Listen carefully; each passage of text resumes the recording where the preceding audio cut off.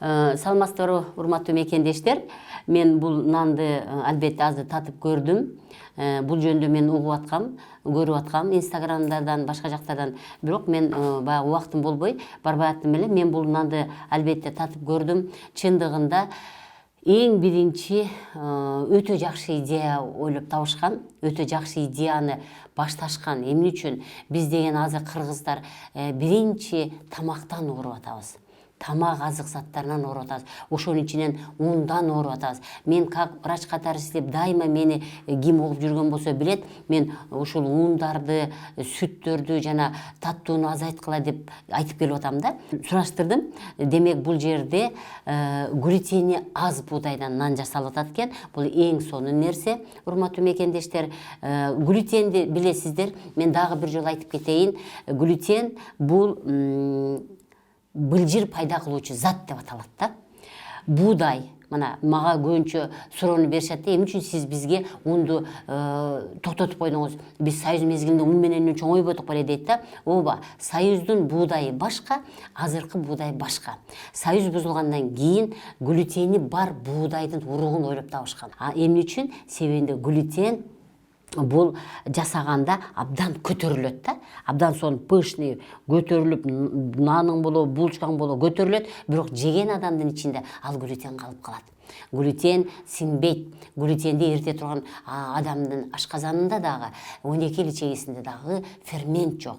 Мына ошол ферменттин жоктугунан ал фермент өтө аз адамдарда бар.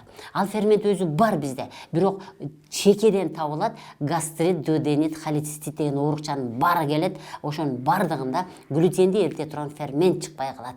Ошол фермент чыкпаган болсо, бул жеген наныңыздын глютени эрибейт дагы, ичегинин ичинде былжыр пайда кылып калып калат.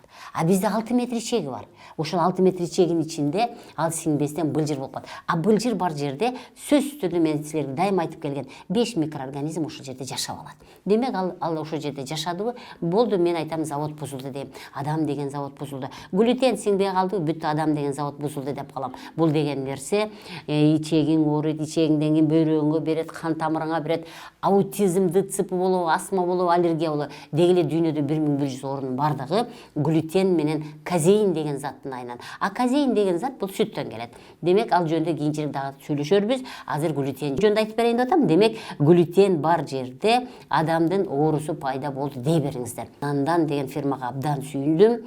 Мен булардан сураштырдым. Силер буудайдан башка да жасайсыңарбы десек, албетте жасайбыз дейт. Амаранттан, зыгырдан, чечевицадан, дагы башка, мына ушу буудайдан башка нерседен жасайбыз дейт. Бирок менин түшүнүгүм боюнча булардан жасоо бир аз кымбатыраакка түшөт. Ошон үчүн материалдык жактан биз бир гана заказ бергендерге гана жасайбыз деп атышат да.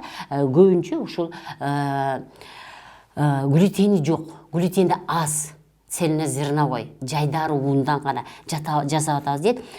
Бул мынакей биздин жанагы айтып аткан жайдары унубуз. Бул жерде глютен да азыраак да. Ошондуктан бул бизге пайдалуу болот. Ушудан көбүрөөк колдонобуз. Ана эми бул жакта да ундардын түрү бар. Кээде буйрутма берет, жанагындай гамбургерный булочки жасаганга.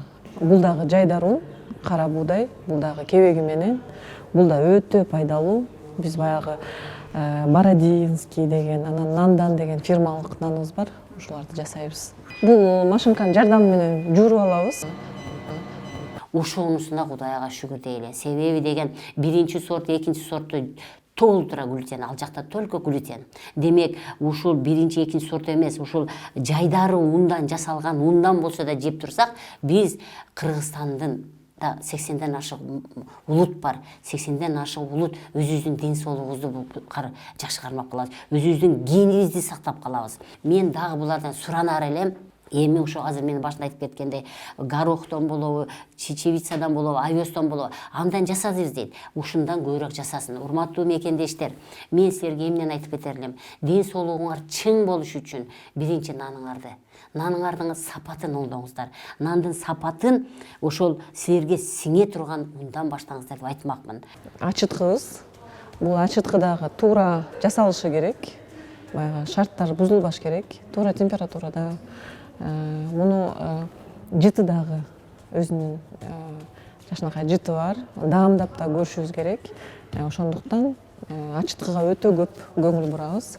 Ачыткынын бизде бир нече түрү бар. Бул бир эле түрү. Баягы бул жайдар ундан жасала турган нандарыбыздын ачыткысы бул. Un кошуп турушубуз керек, жаңыртып турушубуз керек да.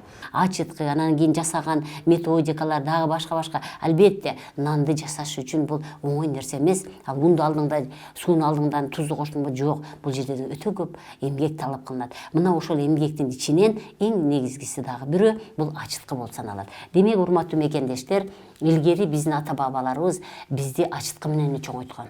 Ачыткы un сууга деле сонун нандарды бышырып келген. Демек, булардын эң бир жакшы сапаты, булар жасап аткан, нанды жасап атканда булар дрожь кошпостон илгерки эле биздин ата бабаларыбыздан калган ачыткыны изилдешип, ошол ачыткыны ар түрдүү нерседен жасайт. Ачыткыны көп нерселерден ачыткы жасаса болот да, картошка болот, жүзүм болот, башка болот. Эми булар ошол цельнозерновой ундан, ошонун өзүнөн, жайдары ундун өзүнөн ачыткы жасашып, ошол ачыткыга жасашты. Мен ушул нан жөнүндө уккандан кийин абдан сүйүндүм. Деги эле мен өзү эко-магазиндерге барып, ошо гречка нан алып жейм, аракет кылам, рис нан алып жеймге аракет кылат элем. Анан минтип кыргыздын бир жараны ушул нанды бышырып, анан минтип реклама кылып атканын көрүп өтө сүйүндүм дагы. Анан мен биринчи кардарлардан болуп, мына ушул нанды заказ кылдым. Анан бул жерден булар мага эмнени көрсөтүштү? Булар мага мынакей, бул ошо жайдар ундун өзүнөн жасалыптыр, абдан сонун. Наныбыздын түрлөрү көп. Биз 10дон ашык нандын түрлөрүн жасайбыз. Ар бир нанга өзүнчө ачыткы колдонобуз, өзүнчө ундун түрүн колдонобуз. Туура ачыткыдан жасалган нан мындай болуп, сыртында ушундай болуп, баягы порылар болуш керек да. Бул туура ачыды деген белги да. Экинчисин көрсөңүздөр, мындан беш бетер сонун экен. Себеби деген бул жака лён, зыгырларды кошуп, карагылачы кандай сонун, кандай деген седаналарды кошуп, күн карамадан кошуп, кагылачы кандай сонун нан жасаган.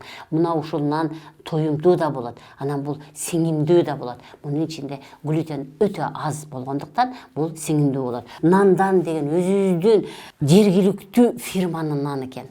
Мен силерге ден соолук каалаймын. Эң биринчи ден соолукту карайлы. Ден соолук болсо бардык болот. Саламатта болуңуздар.